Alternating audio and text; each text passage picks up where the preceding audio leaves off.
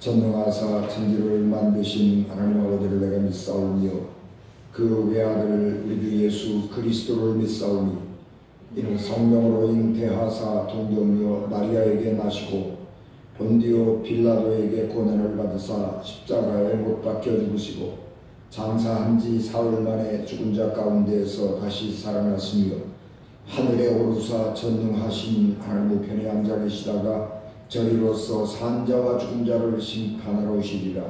성령을 믿사오며 거룩한 공효와 성도가 서로 교통하는 것과 죄를 사하여 주시는 것과 몸이 다시 사는 것과 영원히 사는 것을 믿사옵나이다. 아멘.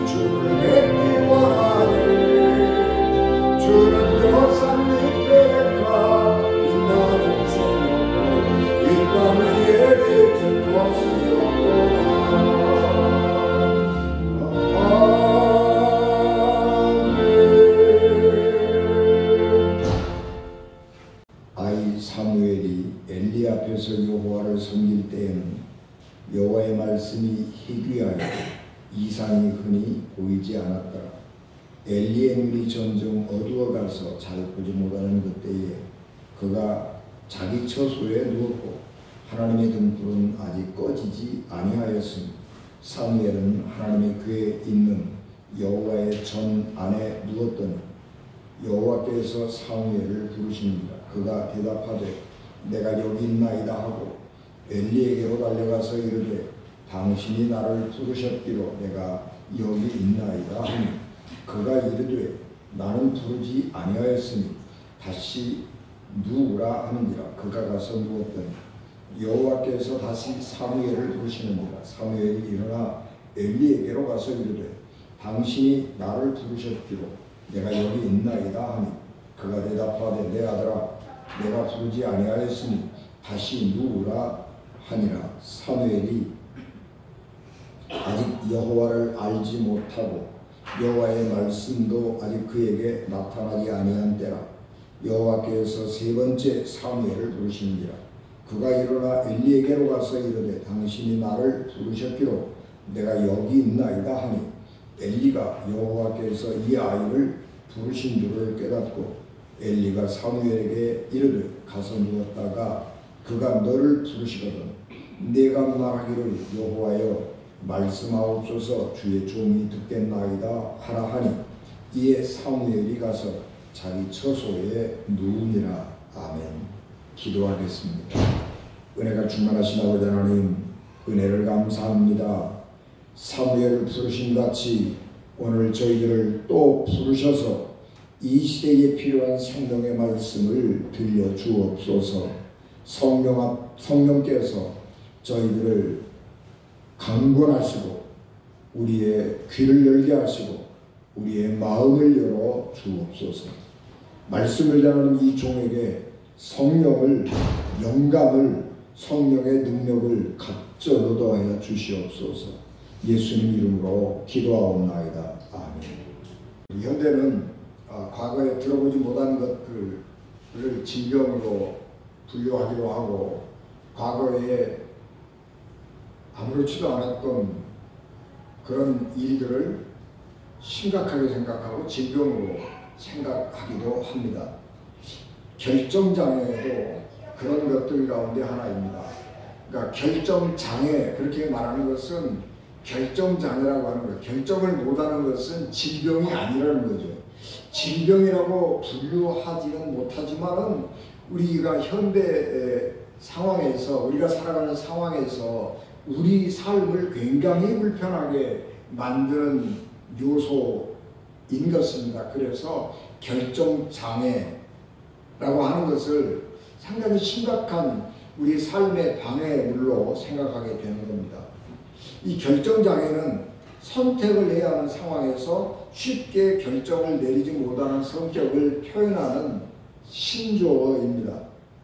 결정장애는 의학적으로 질병이라고 분류는 하지 않지만 일상생활에서 그런 장애를 가지고 살아가는 사람들은 상당한 정도로 불편을 겪게 됩니다. 왜 우리가 이런 결정장애를 갖게 되느냐, 그렇게 물어보면 원인은 잘 모릅니다. 그리고 사람들이 여러 가지로 설명을 많이 하죠. 왜냐 그러면 현대 사회가 너무 복잡하고 다양하고 순간순간 이 결정을 내려야 되는데 그 순간에 내린 결정이 우리의 삶에 굉장한 영향력을 미치기 때문이죠. 여러분, 우리가 운전을 하고 가면서 순간순간 결정을 해야 되잖아요. 근데 운전하고 가다가 한순간 결정 잘못하면 사고 나는 거죠. 그래서 우리 삶을 굉장히 위협하게 되는 겁니다. 그러니까 결정이라고 하는 것이 현대사회같이 빠른 사회에서는 속도를 굉장히 빠르게 결정을 해야 되는데 이 결정에 대해서 책임도 심각하게 져야 되는 상황을 우리가 여러 번 경험하게 되면서 이거 어떡하는 거지? 그러면서 망설이게 되는 것입니다. 그래서 선택지가 너무 많이 있기 때문에 우리가 이 선택 중에서 어떤 것을 택할 것인가 그런 망설임을 갖게 되는 것입니다. 그런데 사실은 우리가 왜 이 결정장애를 느끼느냐 그러면 선택지가 많은 것이 문제가 아니고 내가 뭘 좋아하는지를 모르는 데 원인이 있는 것입니다. 전통적으로 사람들은 이성을 굉장히 중요하게 생각했죠. 그래서 이성은 합리적인 것이고 이성은 이 세상, 내 앞에 주어져 있는 현실을 냉철하게 분석하고 합리적인 판단을 하는 것이 인간이라고 전통적으로 생각을 했습니다. 그래서 인간은 의지적 존재이고 지성적 존재, 이성적 존재라고 생각을 하고 살아왔습니다. 그리고 감정은 믿을 수 없는 것이라고 생각하죠.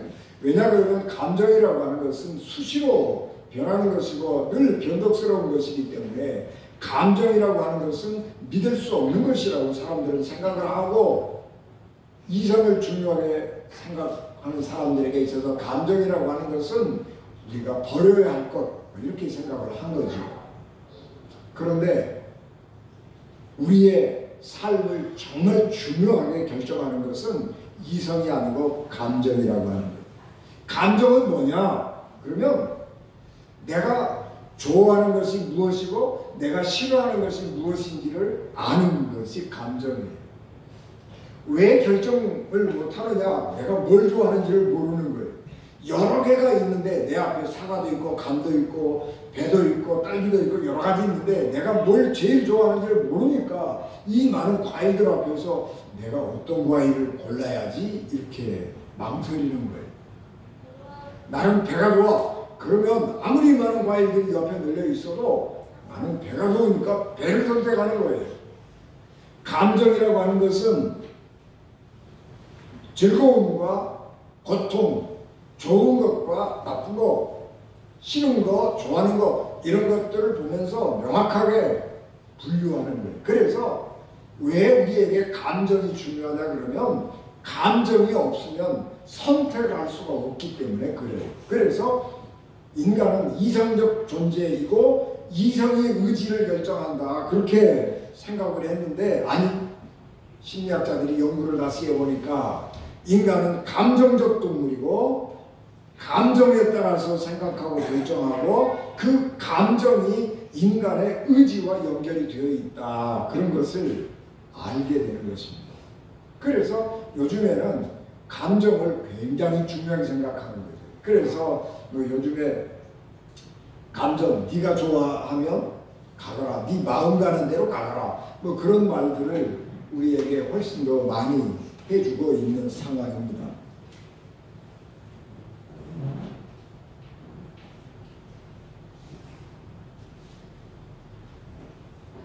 왜 우리가 내 감정을 잘 모르냐 그러면,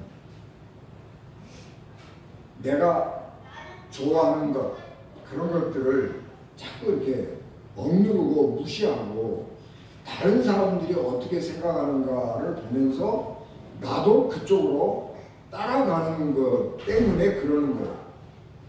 나는 이걸 좋아하지 않는데 다른 많은 사람들이 보니까 그걸 좋아하는 거예요. 그러니까 나도 그 길을 따라가는 거예요. 사실은 내가 좋아하지 않지만 내가 그것을 좋아하지 않으면 다른 사람들과 내가 어울리지 못할까 봐, 다른 사람들이 나를 따돌림시킬까 봐, 그래서 거기를 따라가는 거예요.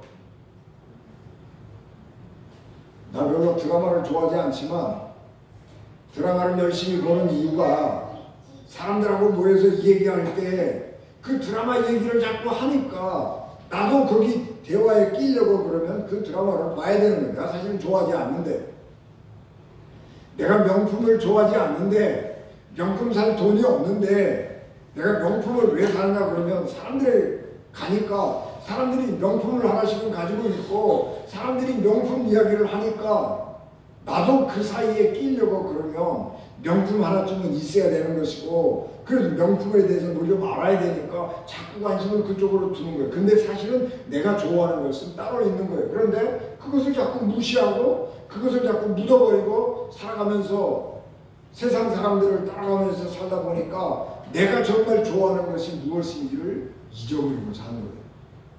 그러니까 정말로 내가 결정을 해야 할 상황에 도달하면 사람들은 뭘 결정해야지, 그리고 결정해야 될 상황 앞에서 망설이게 되는 것입니다. 뿐만 아니라 경제적으로 풍요로운 어린 시절을 살아오면서 말만 하면 부모님이 다 해주는 환경 속에서 산단 말이에요. 그러니까 내가 이루고 싶은 것, 그게 없어요. 내가 이루고 싶은 것은 부모님이 내가 어렸을 때 다 이루어 주었어요. 그러니까 정말로 내가 이루고 싶은 것이 뭐냐, 내 꿈이 뭐냐, 내 소망이 뭐냐, 그런 것들을 잊어버린 거예요. 예전에는 꿈이라든가 소망이라든가 이런 게 분명했지요. 왜냐 그러면 너무 우리 삶에 결핍이 많으니까. 그러니까 나는 커서 반드시 내가 이거는 하겠다, 그래서 꿈과 소망을 가지고 살아가는 거죠. 근데 이제 그때는 삶이 굉장히 단조롭기 때문에 네 꿈이 뭐냐 그러면 나는 대통령이요, 나는 장군이요, 뭐 나는 과학자요, 뭐 이런 정도, 모든 사람들이, 모든 아이들이 다 비슷비슷한 꿈을 말을 했지요. 근데 지금은 그런 상황들이 너무너무 다양해졌어요. 그래서 내가 정말 되고 싶은 게 뭔지, 내가 되고 싶은 것이 안 되더라도 내가 살아가는데 아무런 불편함이 없으니까 뭐 꿈과 소망 이런 거 별로 생각 안 해도 그냥 사는데 지장 없는 거예요. 그래서 꿈이, 유일한 꿈이 뭐냐? 아, 나 돈 잘 버는 사람이 됐으면 좋겠다. 이런 것만 생각하게 되는 것입니다. 그래서 어떻게 해야 내가 아름다운 인생을 살 수 있을까라고 하는 데 대한 고민이 없어져 버린 거예요. 그래서 돈만 많이 가지고 있으면 내가 멋지게 살 수 있으리라고 생각을 하는 거죠. 그래서 비전이 사라지는 것입니다. 비전이 없다고 하는 것, 꿈이, 소망이 없다고 하는 것, 사람에게는요 굉장한 비극입니다. 돈이 없는 게 비극이 아니고 꿈과 소망이 없다고 하는 게 가장 큰 비극입니다. 이스라엘 종교 제도는 성전, 제사장, 제사 이렇게 구성이 되지요. 성전은 성막이라고 하는 것, 성막이나 성전은 고정적으로 한 곳에 있고, 제사장은 세습이기 때문에 노력하지 않아도 제사장 가문에서 태어나면 나이가 들면 자동적으로 제사장이 되는 것입니다. 그렇기 때문에 제사장은 공부할 필요가 없어요. 세습으로 자동적으로 주어지니까. 제사장은 소명을 받을 필요가 없는 거예요. 자동적으로 세습, 아버지가 제사장이면 나도 제사장이 되는 거니까. 그 세습이기 때문에 아무 고민하고 노력하지 않아도 그냥 우리 아버지가 제사장이면 나는 제사장이 되는 거예요. 꿈도 없고 소망도 없고 아무것도 없어요. 그냥 그렇게 사는 것이, 내 운명은 그렇게 결정이 되어버린 거예요.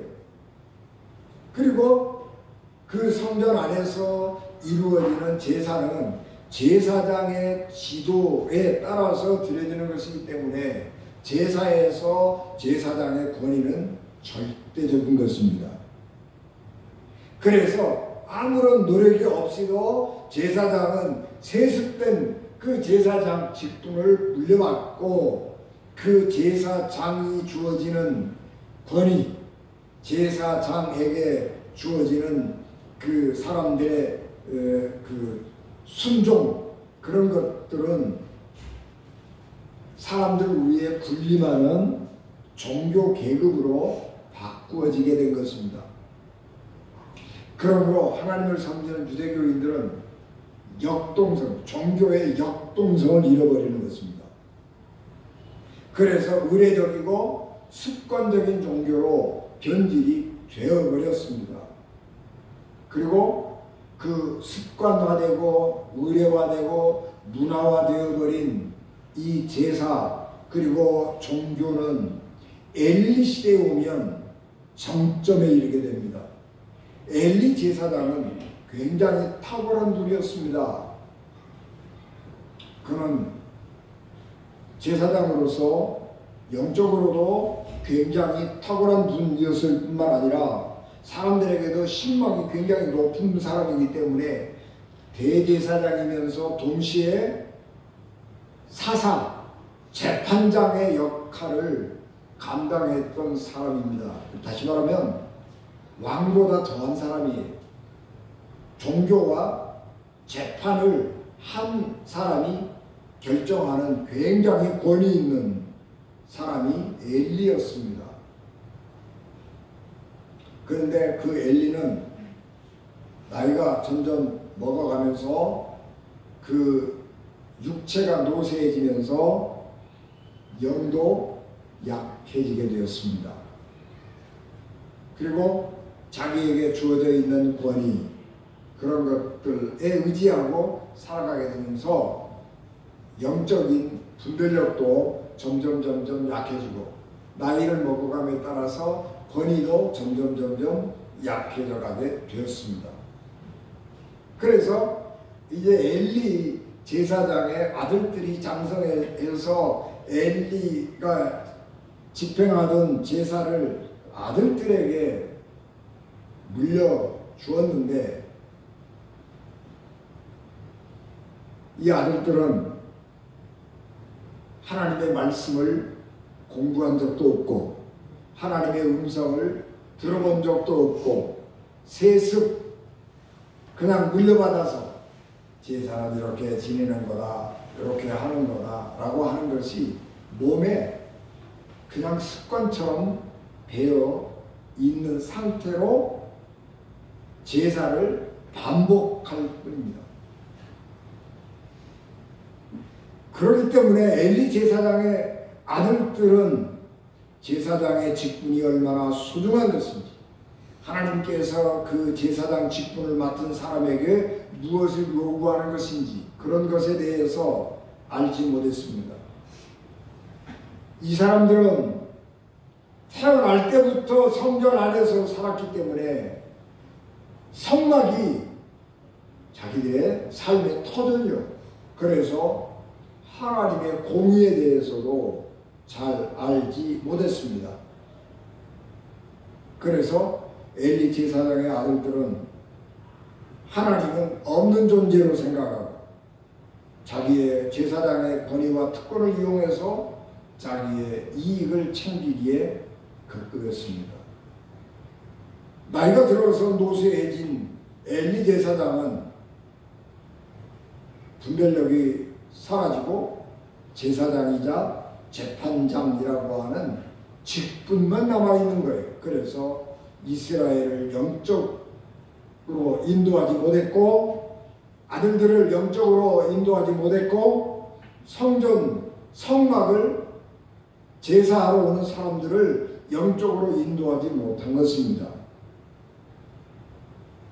그래서 이스라엘 전체에 위기가 다가오고 있었지만 누구도 이스라엘 앞에 다가오는 위기에 대해서 심각하게 생각하지 않았습니다. 그런데 하나님은 그때에 하나님의 신실한 종을 예비시켰습니다. 사무엘은 제사장 가문의 사람이 아니기 때문에 제사장이 될 수 없는 사람입니다. 제사장은 세습이거든요. 그런데 이 아버지가 제사장이 아니에요. 그러니까 성전에 가서 봉사할 수가 없는 것입니다. 그런데 이스라엘의 종교 제도 가운데 성전의 제사장은 아니지만은 제사장으로 성전에서 일정 기간 봉사하고 섬길 수 있는 제도가 있는데 나실인 제도예요.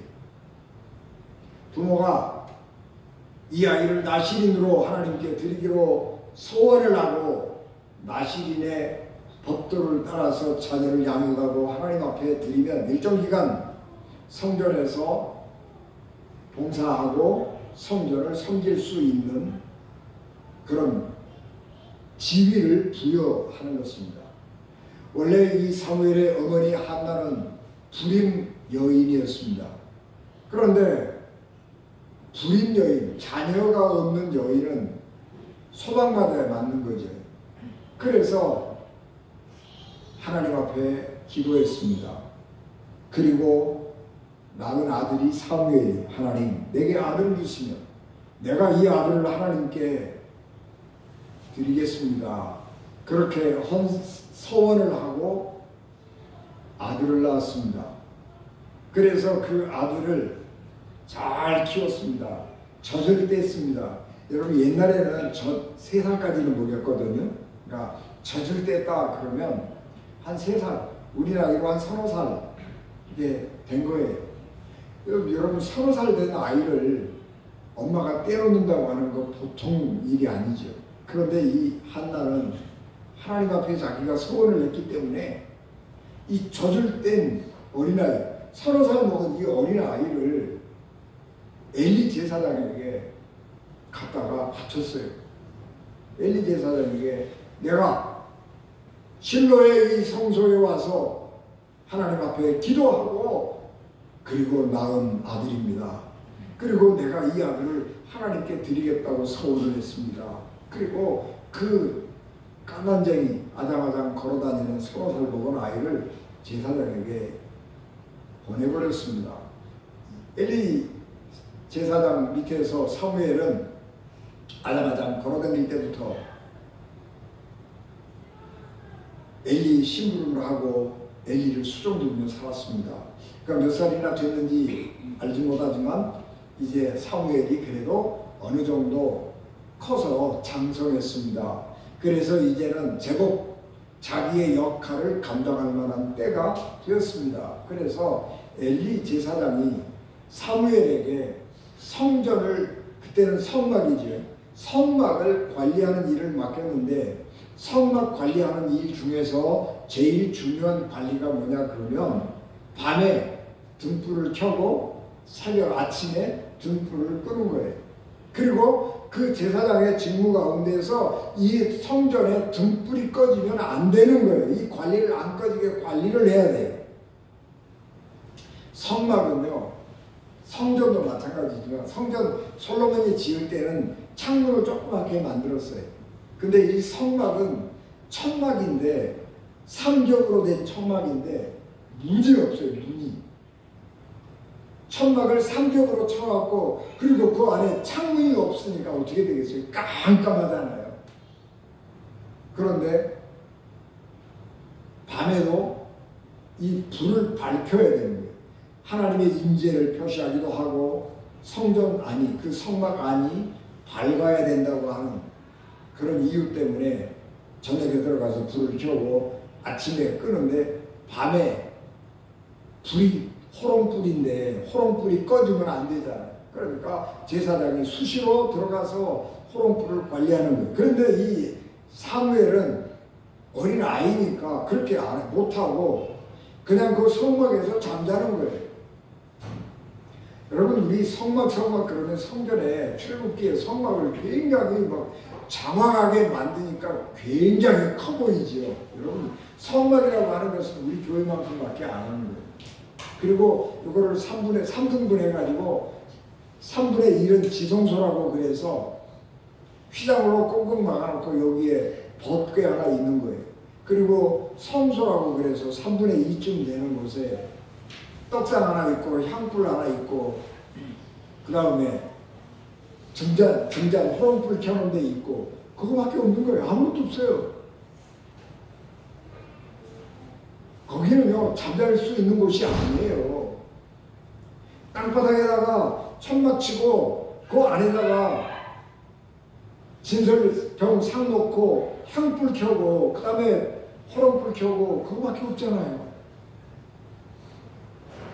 그런데 사무엘은 너무너무 자기의 직무를 성실하게 수행하는 사람이어서 들락날락 해도 돼요. 그런데 그거 안 하고 성막 안에 성소에 머무르면서 등잔을 관리한 겁니다. 하나님께서 사무엘이 어린 나이에 그렇게 성실하게 자기의 직무를 감당하는 것을 보았습니다. 이 어린 사무엘이 이렇게 진실되게 하나님의 성막을 떠나지 아니하고 자기의 주어진 직무를 감당을 하는 것을 보셨습니다. 그리고 이 사무엘의 섬김은 엘리 가문의 엘리와 엘리의 아들들의 섬김과 비교되는 거예요. 엘리의 아들들은 뭐 했어요? 제사 지내면 가가지고 제사 고기 삶으면 제일 좋고 맛있는 것 지가 골라다가 가져가 버렸잖아요. 여러분, 제사장은 하나님 앞에 드려진 선물 중에서 퇴물, 하나님 앞에 드려진 제물 중에서 제사 드리고 물려낸 것 중에서 제사장의 몫이 오는 거예요. 그런데 제사 지내기 전에 직접 건져가 버리고 이것을 내 거야 그러고 빼앗아가 버리는 것은 하나님의 제사를 무시하는 것이고 멸시하는 것이고 제사장의 권한을 남용하는 것이고 제사 지내는 사람을 무시하는 거예요. 이거는 용납될 수 없는 범죄인 것입니다. 그런데 그 엘리의 아들들은 그 짓을 버젓이 하고 있는 거예요. 그런데 사무엘은 어린 나이지만 자기에게 주어진 일을 성실하고 신실하게 감당해내는 거예요. 하나님을 사모함도 없고 하나님의 말씀을 간절한 응답, 그 간절함도 없고 그런 사람에게는 하나님이 나타나지 않은 거예요.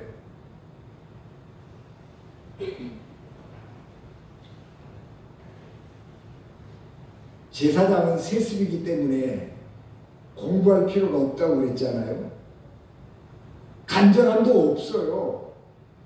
그러니까 하나님의 음성을 듣고 하나님이 살리시는 거 이런 거 경험 안 해도 괜찮아요. 나는 습관에 따라서 제사만 잘 지내면 되는 거예요. 그런데 하나님께서 이스라엘에게 유일하게 주신 또 다른 직분이 하나 있는데 그게 선지자의 직분이에요. 선지자는요, 소명, 하나님의 부르심이 있는 거예요. 너는 내가 너에게 일을 시킬 테니까 해라. 그리고 하나님이 불러서 사명을 주는 거예요. 그게 선지자예요. 그리고 하나님께서 어떤 사람을 선지자로 부르실 때에는 말씀을 주셔요. 너 니느웨에 가서 이 말 전해라. 너 북이스라엘 가가지고 이 말을 꼭 전해라. 이스라엘 예루살렘에 가서 이 말을 꼭 전해라. 라고 하는 소명을 주는 거예요. 그래서 선지자는 소명, 하나님의 부르심이라고 하는 거예요.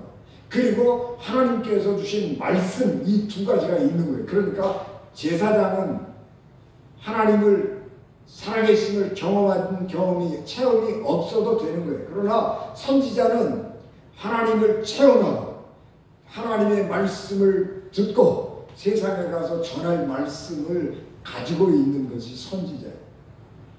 하나님은 사무엘이 성소에서 엘리 제사장의 지도를 받고 열심히 하나님을 섬길 때에 제사장으로 만들려고 하나님이 하신 것이 아니라 하나님은 사무엘을 선지자로 만들려고 하는 거예요. 그래서 하나님이 사무엘을 어느 날 부르시는 거예요. 몇 살 때인지는 몰라요. 그래도 청소년은 됐겠지요. 이제 자기 나름대로 할 만하면 15살은 먹지 않았겠어요? 하나님이 부르시는 거예요. 사무엘아, 사무엘아. 하나님이 이름을 부르실 때는요, 하나님은 두 번을 부르세요. 한 번 부르시지 않고 꼭 두 번을 부르셔요. 사무엘아, 사무엘아. 두 번을 부르셔요. 그거를 세 번을 반복. 왜냐 그러면 사무엘이 하나님의 음성을 들어본 적이 없어서 못 알아듣기 때문에 부르는 거예요. 그래서 세 번을 부르셔서 아, 하나님의 부르시는구나. 그리고 사무엘이 알아요. 그리고 하나님께서 주시는 말씀을 듣는 거예요. 그래서 사무엘은 이제까지 엘리 가문의 사독 가문의 제사장이 아니고 그냥 세습된 제사장이 아니고 오래도록 사라져버렸던 선지자의 전통이 생겨나는 거예요. 그래서 소명 그리고 전할 말씀 그것을 하나님으로부터 받는 것입니다. 그래서 사무엘은 이제 엘리 그리고 엘리 아들들의 이 제사장하고 전혀 다른 새로운 하나님의 지도자로 거듭나게 되는 것입니다. 하나님은 사무엘과는 말씀을 하셨습니다. 이 사무엘은 엘리와는 소통을 자주 했습니다. 그런데 이 엘리 아들들하고는 소통하지 않아요. 사무엘하고 엘리 아들들 제사장하고 대화했다는 말이 하나도 없어요. 이 말은 무슨 얘기냐 그러면 사무엘하고 엘리 아들들 제사장하고는 공통점이 없는 거예요. 엘리 아들들은 타락해서 제사장을 밥벌이 수단으로 삼는 것이고 하나님의 말씀을 들은 적도 없고 하나님의 살아계심을 경험하고 체험한 적도 없는 거예요. 하나님의 만나야 되겠다고 하는 간절함도 없는 거예요. 그러니까 그냥 습관을 따라서 제사 인도하고 그렇게 하는 거예요. 제사장은 제사를 지내고 나서 사람들을 축복하고 하나님의 말씀을 가르쳐 주어야 할 책임을 맡은 사람이지만 하나님의 말씀을 안 가르쳐도 할 말이 없어요. 제사 진례하고 그냥 의례에 따라서 축복기도 해주면 끝이에요. 그래서 사무엘하고 이 엘리 아들들 제사장하고는 접점이 없고 여러분 제가 은진의 아침에 썼습니다마는 가치관이 다른 사람하고는 말이 안 통하는 거예요. 사무엘하고 엘리 아들 제사장들하고는 대화를 해봐야 말이 안 통하는 거예요. 그러니까 말할 이유도 없는 거예요. 하나님은 그 엘리 아들들의 제사장을 인정 안 하시는 거예요. 세습이 됐기 때문에 제사장으로서 인정을 안 하는 것은 아니지만 하나님의 종으로서는 인정 안 하는 거예요.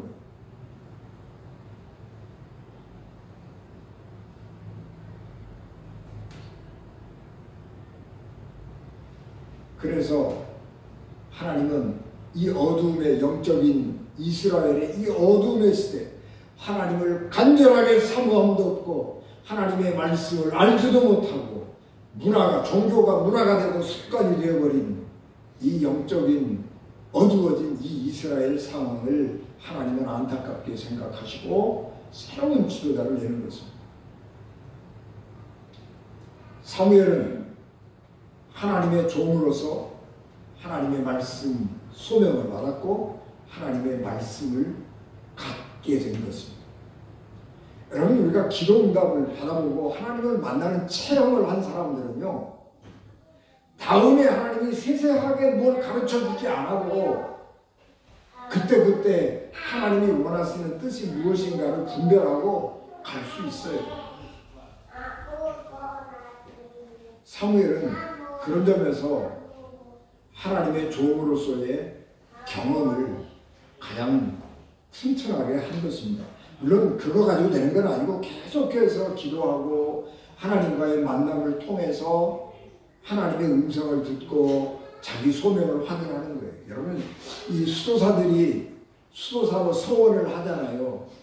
내가 평생 수도사로 살겠습니다. 아니면 내가 10년 동안 수도사로 살겠습니다. 그렇게 서원을 하지만 서원을 따라 사는 게 너무너무 어렵고 힘든 거예요. 그래서 수도사들은 아침에 새벽에 예배 드릴 때마다 그 소원을 반복하는 거예요. 한번 내가 서원했다고 그래서 그 소원을 지속할 수 없어요. 인간은 약하고 너무 그 소명을 따라서 서원을 따라서 살아가는 것은 너무 힘들기 때문에 끊임없이 반복하는 거예요. 우리 믿음도 마찬가지예요. 우리가 믿음 따라 살아갈 때에 그것이 쉬운 얘기가 아니요. 그래서 끊임없이 되뇌어야 돼요. 하나님 그러면서 기도하고 하나님의 도우심을 구하고 그리고 너무너무 어려울 때는 하나님이 직접 나타나셔서 말씀해 주시고 인도해 주시기도 하고 그런 체험들을 가지고 우리가 신앙생활을 하는 거예요. 지금 우리는 물질의 풍요 속에서 영적인 빈곤을 경험하고 사는 세대입니다. 여러분 영적 빈곤이라고 하는 것은 물질적 풍요를 재앙으로 만드는 거예요. 돈은 많은데 영이 죽었다?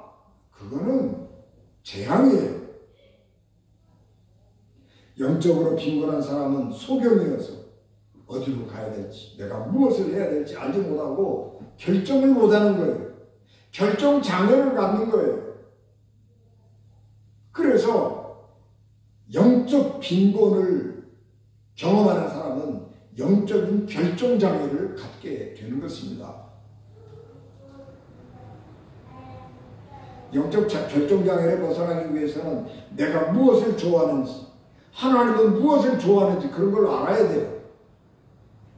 내가 좋아하는 것, 내가 싫어하는 것이 무엇인지를 모르면 그걸 찾아야 되는 거예요. 하나님이 무엇을 좋아하시는지 하나님이 무엇을 싫어하는지를 모르면 기도하면서 성경을 읽으면서 그걸 찾아야 하는 거예요. 영적인 소경은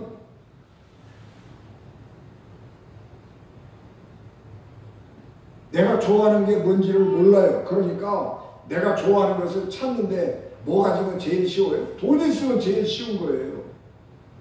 그래서 영적인 소경, 인생을 저급하게 살아가는 사람들은 돈 가지고 할 수 있는 것, 그것이 인생의 낙인 줄 안다고요. 그래서 돈 가지고 하는 게 뭐예요? 돈 가지고 최고로 즐길 수 있는 게 뭐냐고요? 마약이잖아요.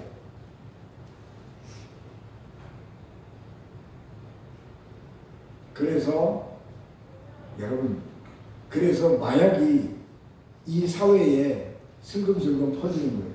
마약은 누가 하는 거예요? 돈 많은 사람들이 하는 거예요. 돈은 있고 재미있는 거 뭐 없을까 그거 찾으려고 보면 돈하고 재미하고 붙이면 뭐가 되는 거예요? 그런 건 없는 거예요. 쾌락이에요. 그래서 영적인 소경은 쾌락을 추구하는 겁니다. 하나님은 사무엘을 위대한 제사장이나 사사로 만들려고 하지 않았습니다. 하나님은 사무엘에게 그 당시에 희귀했던 하나님의 음성을 들려주시고 환상을 보여주시고 새 시대를 바라볼 수 있게 하셨습니다. 그래서 이스라엘 백성을 보면서 하나님이 무엇을 원하시는지, 이 시대를 보면서 하나님이 무엇을 원하는지를 알려주는 예언자로 삼으신 겁니다. 그리스도인이라면 오늘 이 시대를 향해서 해야 할 말을 가지고 살아야 하는 것입니다. 사람들이 살아가는 모습을 보면서 저건 아니야, 사람은 저렇게 살면 안 돼, 그런 분별력을 가지고 살아야 하는 것이고, 나는 하나님의 사람인 나는 어떻게 살아야 할 것인가를 결정할 수 있는 거예요. 그게 하나님의 사람이고 이 시대에 그리스도인이 되어야 하는 겁니다. 세상을 따라서 결정장애를 일으키면 안 돼요. 어디로 가야지? 사람들이 좋아하니까, 사람들이 나 그렇게 가니까 나도 그렇게 가야 하나? 그러면 안 된단 말이에요. 이거는 영적 소경이에요. 이거는 영적 결정장애예요. 하나님이 좋아하는 게 무엇인지, 내가 좋아하는 것이 무엇인지, 그리고 내가 어디로 가야 할 것인지를 기도하고 성경 읽고 말씀 듣고 하면서 분명하게 찾으면 망설일 게 없는 거예요. 여러분도 어떻게 세상 살면서 모든 사람들이 나를 다 좋아해 주기를 바라는 거예요? 아니요. 불가능해요. 모든 사람들은 나를 좋아하지 않아요. 내가 아무리 천사처럼 살아봐요. 날 미워하는 사람도 있어요. 예수님 같은 사람을 시기하고 질투해서 잡아 죽였잖아요. 모든 사람들에게 내가 사랑받을 수 없어요. 나는 하나님이 원하시고 좋아하시는 것을 따라서 내가 선택하고 가는 거예요.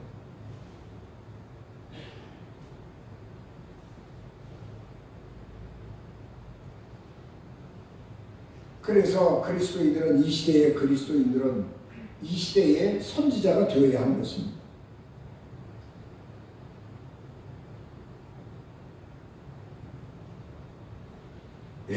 사무엘은 그 하나님의 음성을 들을 때에 그가 아무 직분이 없는 거예요. 제사장도 아니고 나이가 어리니까 무슨 뭐 직분을 맡아서 할 게 아니고 단지 엘리의 지도를 받아서 엘리의 심부름하고 엘리가 지시해준 업무를 수행하는 아주 평범한 사람에 불과했지만, 그는 자기의 직무를 수행하기 위해서 성곽 안에서 잠을 자고 자기에게 주어진 일에 최선을 다할 때에 하나님께서 그를 택한 것입니다. 우리는 오늘 이 시대를 살아가면서 이스라엘처럼 두 가지를 알아야 합니다. 첫째는 지금은 영적 인도자가 심각하게 필요한 시대라고 하는 것을 알아야 합니다. 여러분, 우리 정치 지도력 심각하게 불신의 시대를 맞았잖아요. 정치인들이 하는 거 누가 신뢰해요? 오늘 우리들의 시대가 필요한 것들이 많이 있잖아요. 부정과 부패, 경제적인 어려움, 이런 것들을 지금 대통령이 해결할 수 있냐고요? 해결할 의지가 있냐고요? 없어요. 윤석열이를 누가 믿느냐는 말이에요.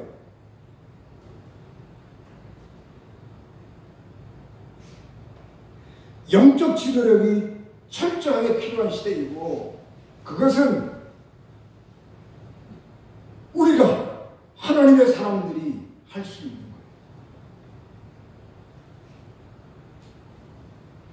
두 번째는 하나님을 떠난 사람들은 필연적으로 멸망한다고 하는 사실.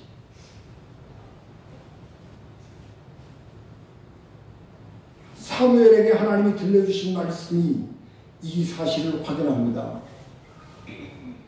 하나님은 하나님의 성전을 섬기는 제사장일지라도 하나님의 말씀을 떠나면 멸망시키는 겁니다.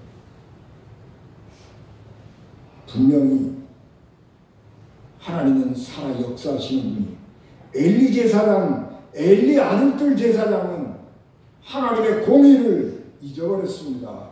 하나님은 눈에 안 보이니까 없는 존재로 생각하고 내 맘대로 해도 된다고 생각하는 거예요. 그러나 하나님은 안 그래요.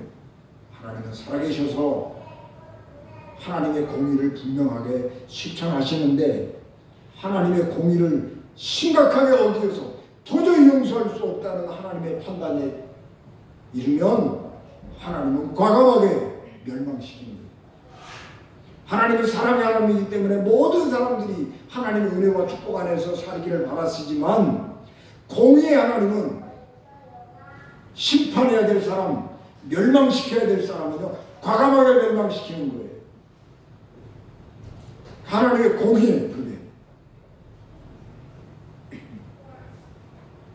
하나님은 지금도 살아 역사하십니다. 그러므로 오늘 우리들은 이 시대, 어려운 시대에서 하나님 앞에서 새 길을 찾아야 하는 것입니다. 하나님의 생명의 길을 찾기 위해서 우리는 사무엘처럼 하나님의 집을 떠나지 않고 하나님과 동행하는 삶을 살아야 하는 것입니다. 데살로니가전서 5장 10절, 예수께서 우리를 위하여 죽으사 우리로 하여금 깨어있든지 자든지 자기와 함께 살게 하려 하심이니라. 왜 십자가에 예수님이 죽으셨어요? 우리가 자든지 깨어있든지 예수님과 함께 살게 하려고 십자가에 달려 돌아가 죽으셨다. 십자가에 달려 돌아가셨다. 그렇게 사도 바울은 말씀한 것입니다. 여러분, 주님과 함께 먹고 살면서 하나님 앞에서 이 어두운 시대를 관통하는 진리의 길을 발견하는 유언진 가족 되시기를 주 예수 그리스도 이름으로 축복합니다. 기도하겠습니다. 은혜가 충만하신 아버지 하나님, 넘치는 은혜와 사랑을 감사합니다. 저희들을 긍휼히 여기시고 은혜를 더하여 주시옵소서. 하나님 앞에서 생명의 길, 구원의 길을 발견하는 저희들에게 하옵소서. 예수님 이름으로 기도하옵나이다. 아멘.